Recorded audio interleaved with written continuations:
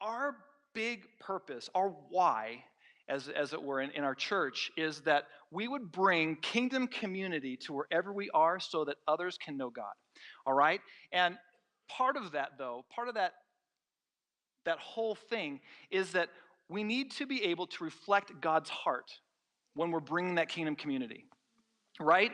And the only way that we'll be able to reflect God's heart is if we know God's heart. And in knowing God's heart, one of the best and most amazing ways to do that is through worship. All right? And this morning, I want to talk to you guys about worship. How to be true worshipers. In John 4:23, it says, "Yet a time is coming, and has now come, when the true worshipers will worship the Father in the Spirit and in truth. For they are the kind of worshipers the Father seeks." I want you to notice something in this passage, that God is actually seeking worshipers. He's looking, he's spanning the globe. He's searching for those people that are willing to express themselves, to give of their hearts, to know him deeply, and to worship him with all that they are. He's not looking for public speakers. He's not looking for the most charismatic individual. He's not looking for leaders gifted in administration.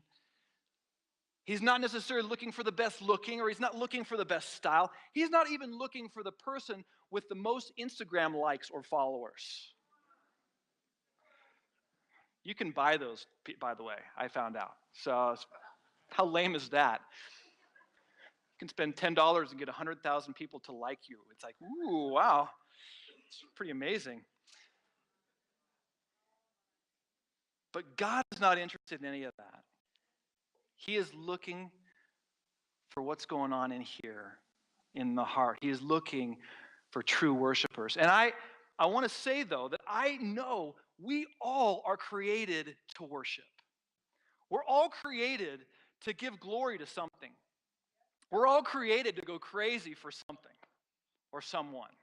And let's be real and reflect on this for a moment. How many of us are willing to dress in brightly colored clothing with numbers on them, and then go to a game, paint our face in that color, and then dance around when our team scores a touchdown?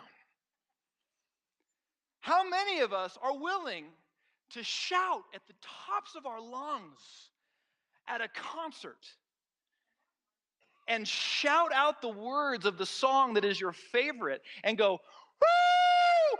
I love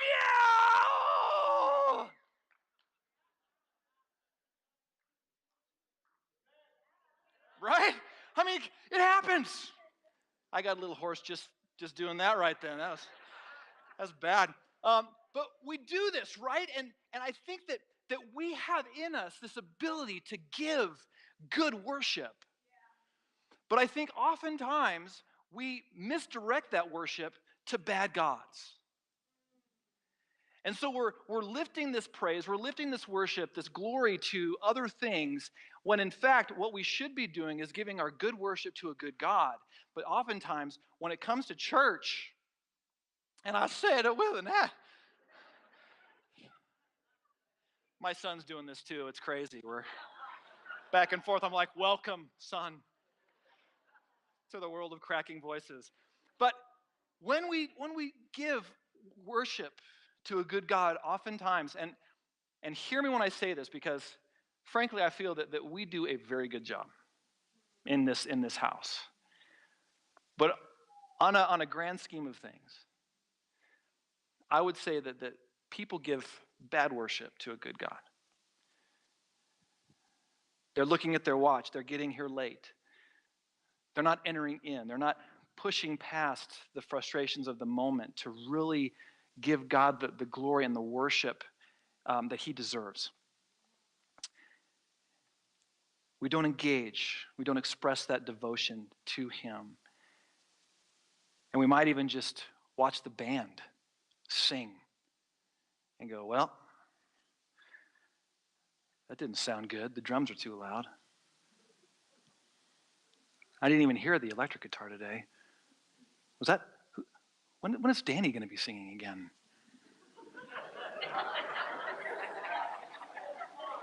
Sorry, Mark.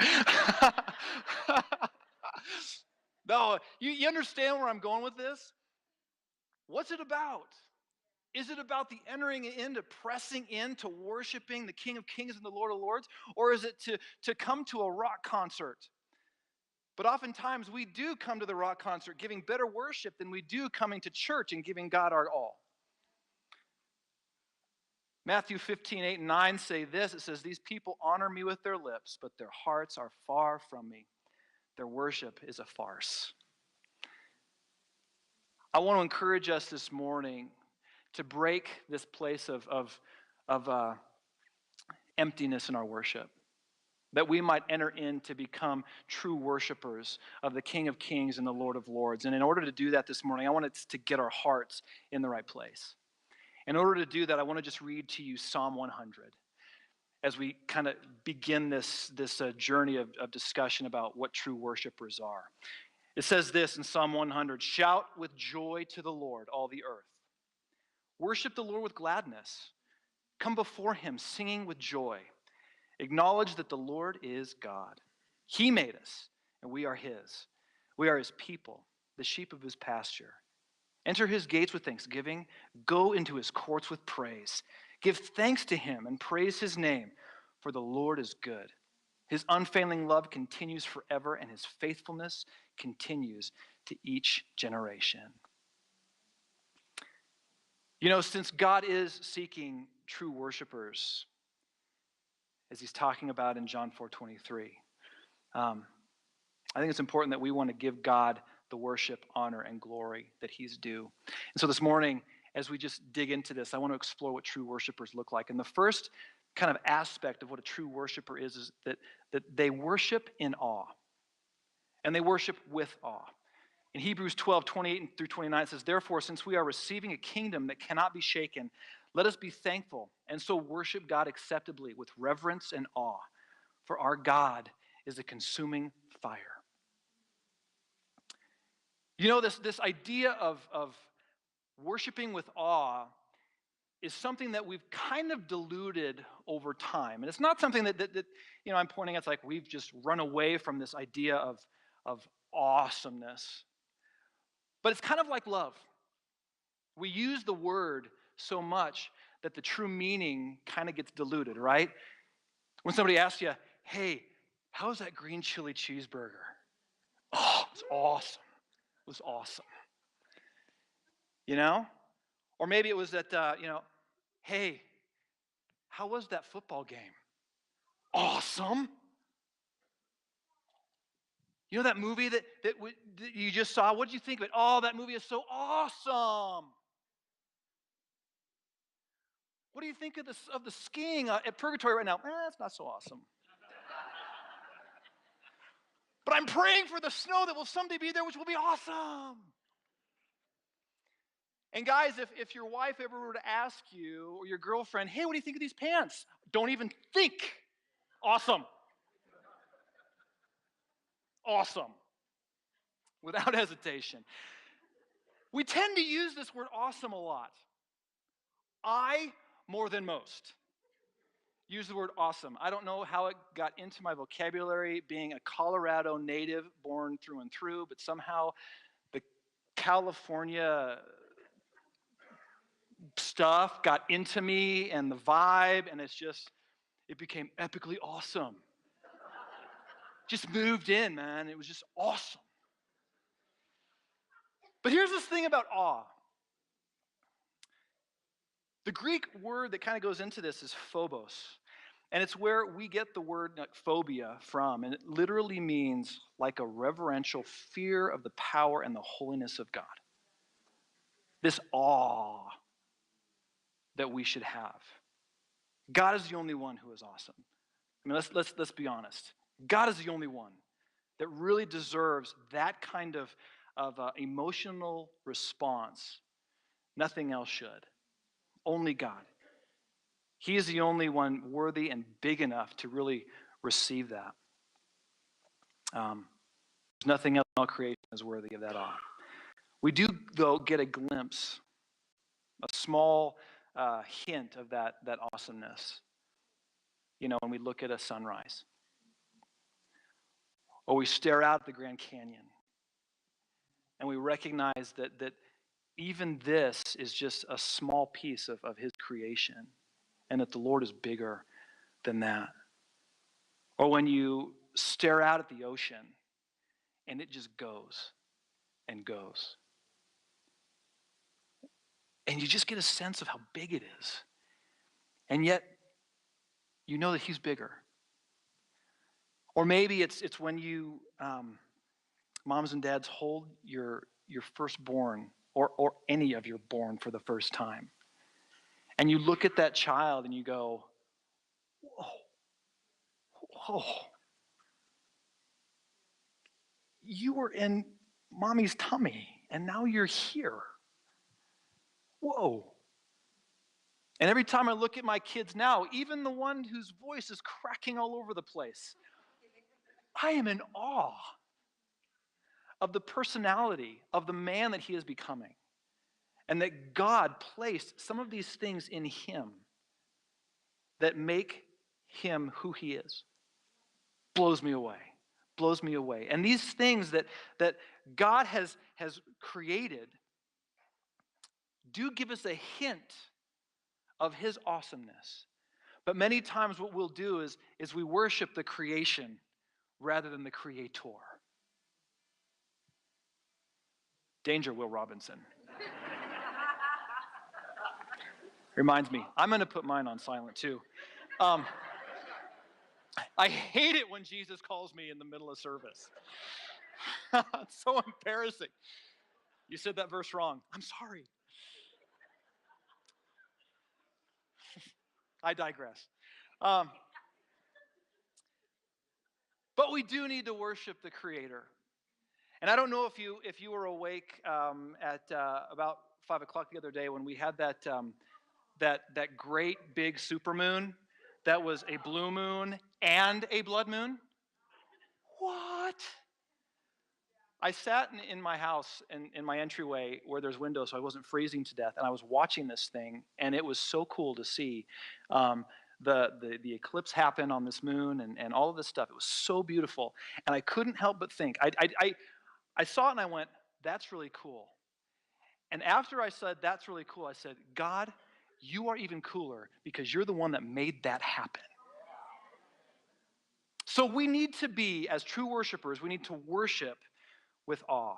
We need to worship with awe. And, let me just tell you that in this, it says in Psalm 95:6, it says, come, let us bow down and worship. Let us kneel before the Lord, our Maker.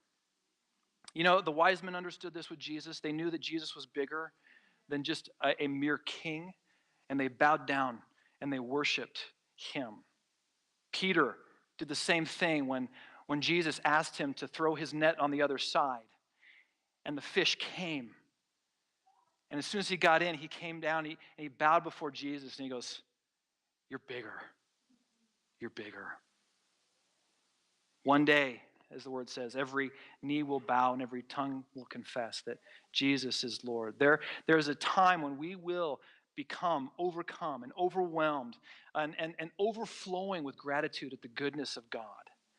He will blow us away, not necessarily like but he will blow us away in just this mind-blowing moment of just being so overwhelmed by him.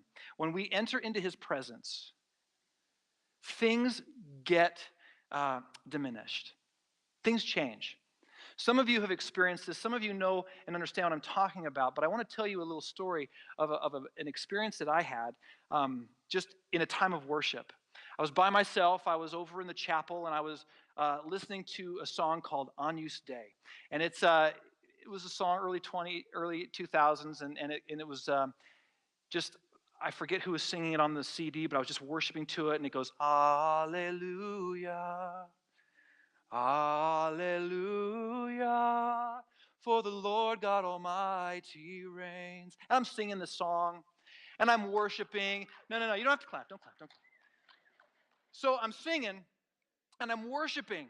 And at one point, it does that for a few refrains, and then it goes into, holy, holy are you, Lord God Almighty.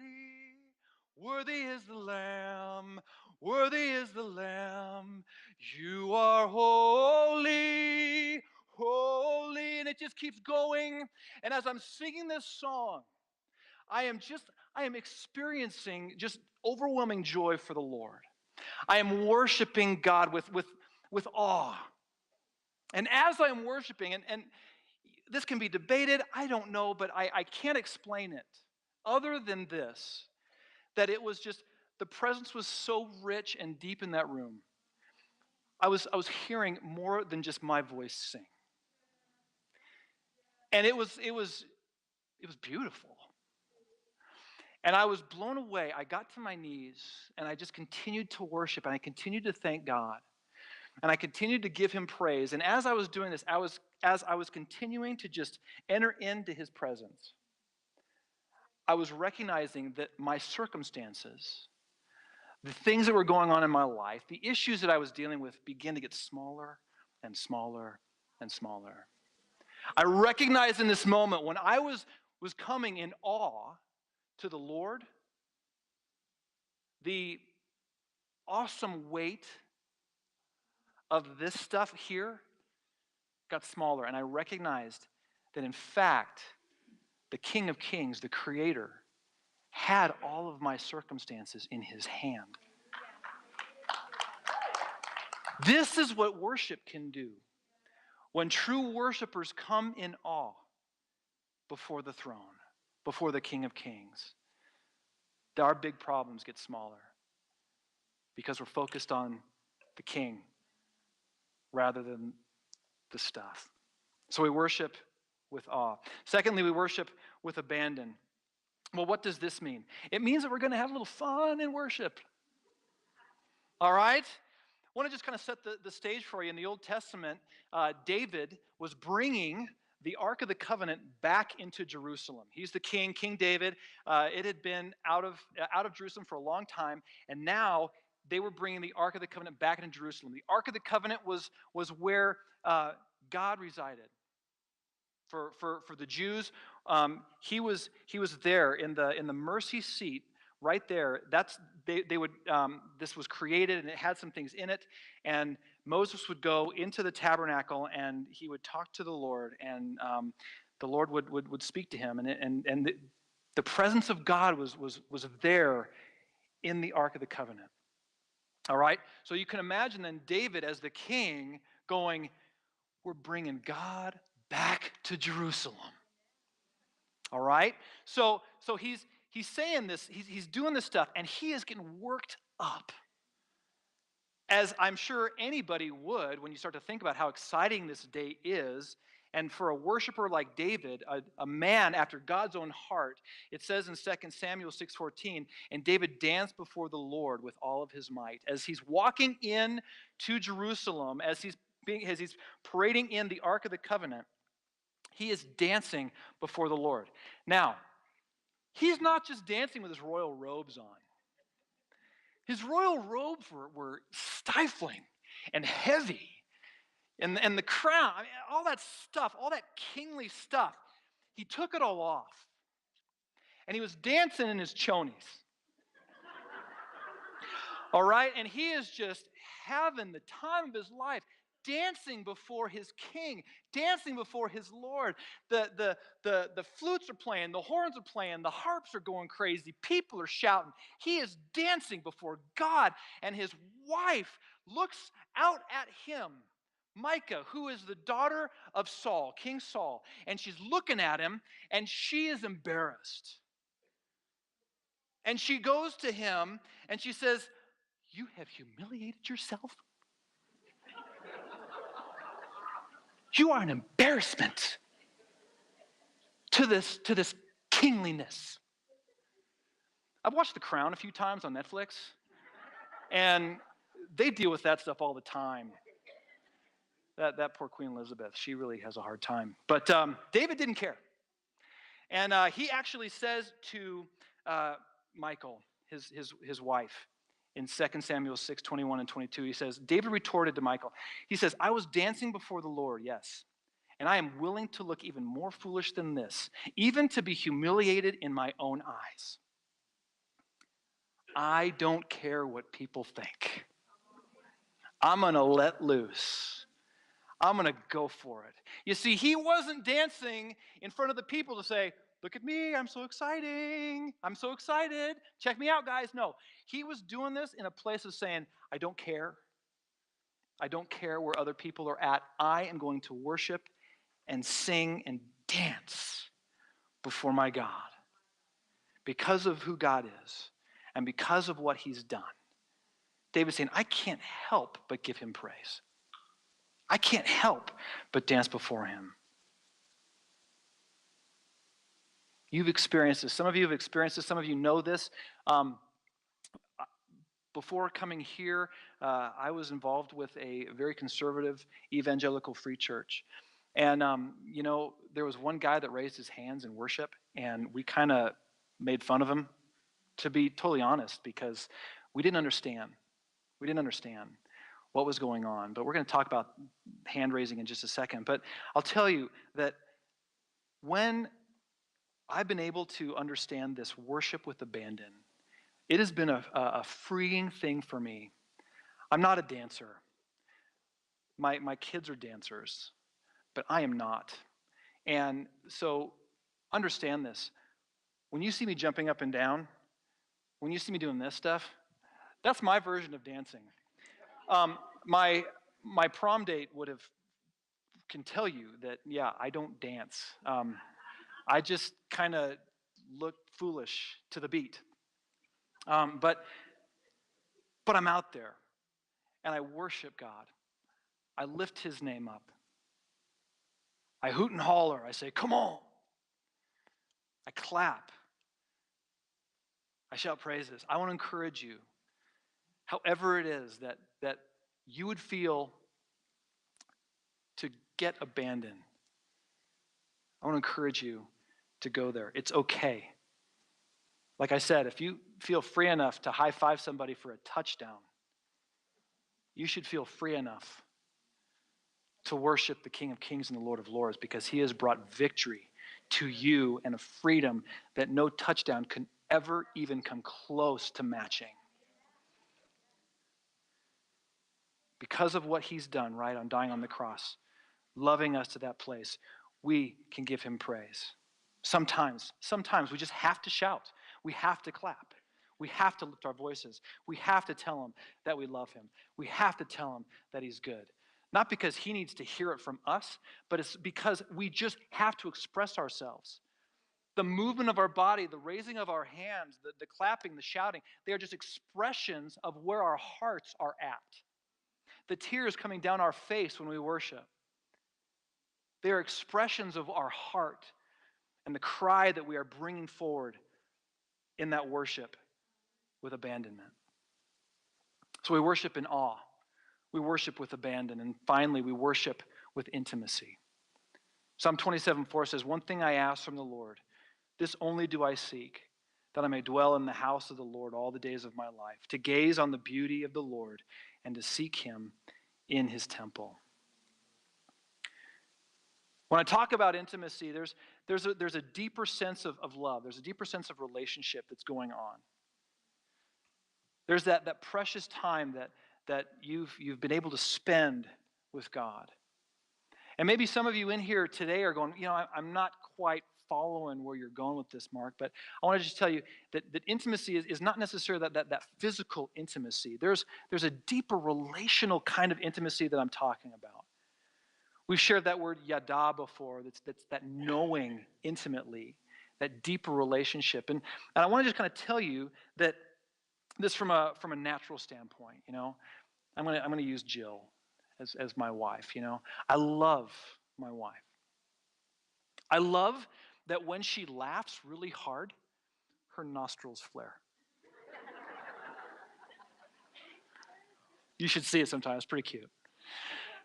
I love her passion to teach our kids. I love that she wants to learn. And she digs into all sorts of knowledge. I love that she loves to read. I love her desire to lead. She tries to lead me, but I'm like, no, I'm not going to. But no. Her desire to lead women, her desire to lead people, she is a phenomenal leader. And I love to watch her in her element do that. She teaches, and she has a wisdom about her that it's so deep. And I love to just listen to that and grow from what she shares. I love her cooking. I really love her cooking. I love the fact that she loves to be outside. And when she goes for a walk, she looks around and she just enjoys where she's at. I love that she loves to learn and loves to gather that knowledge, and that she loves to write. I love her passion. Now, you see, I could share a lot of stuff, but I know her. I spent time with her. We're intimate with each other.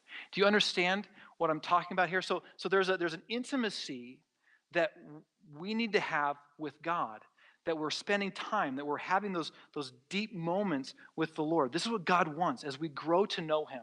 Not the facts about him, but actually be intimate and have that knowledge of his character and his goodness born out of time spent in his word and hours in his presence. We're reading the word. We're spending time with him in prayer and in worship. It's a deeper, deeper place that we can be. I'd like Drew to come up here and just play a little guitar as we kind of close up this morning. But as true worshipers this morning, we need to come in that place of worshiping with awe, with abandon, and with intimacy. I hope that this morning, as you've been hearing this, something has kind of been lit up inside you. You go, okay, these are things, honestly, that we can all do. It's not something that is unattainable or unpractical. Everybody in their own way can enter into these things.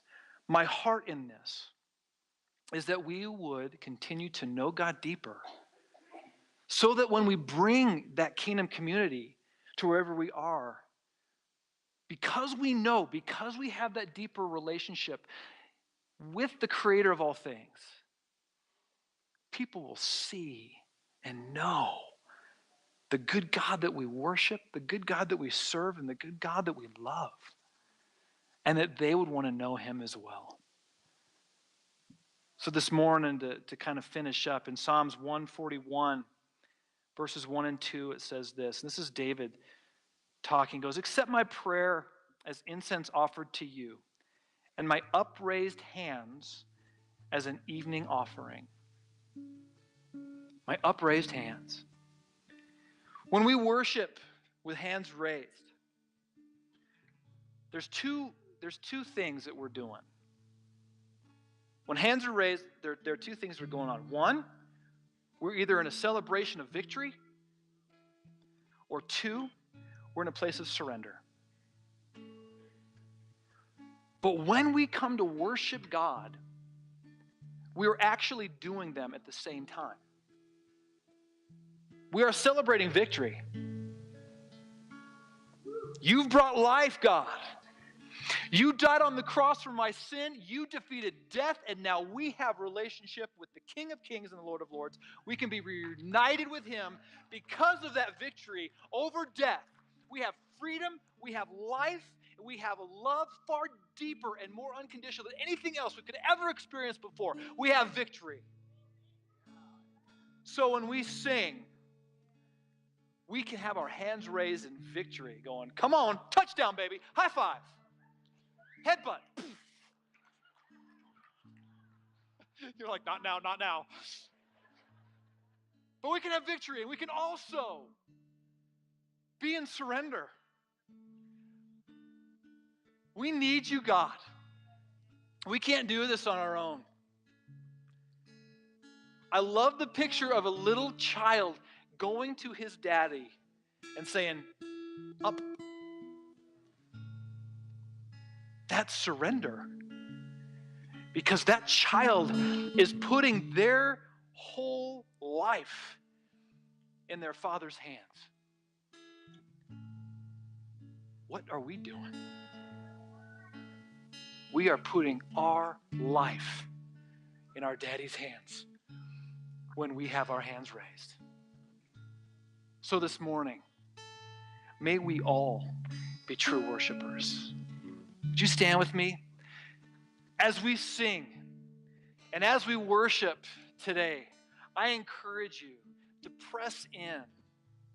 As you listen to your worship music, and I know you all listen to K-Love, right? You all do. Every day. Or you listen to some worship music. As you do this, worship, press in with awe and abandonment and intimacy. Press in and experience and know that the Lord is good. So, Father, I thank you for this morning. I thank you that we have been given this amazing gift of worship. Thank you, Lord. Forgive us for turning that gift to bad gods. Help us in those moments to redirect that and to give you praise instead. Help us to be free in our worship to you and not held back by either a tradition or a hurt. But God, may you ignite in us something new and glorious. For you are worthy of all that we can give, and nothing else can compare to you. We praise you, God. In your name, amen.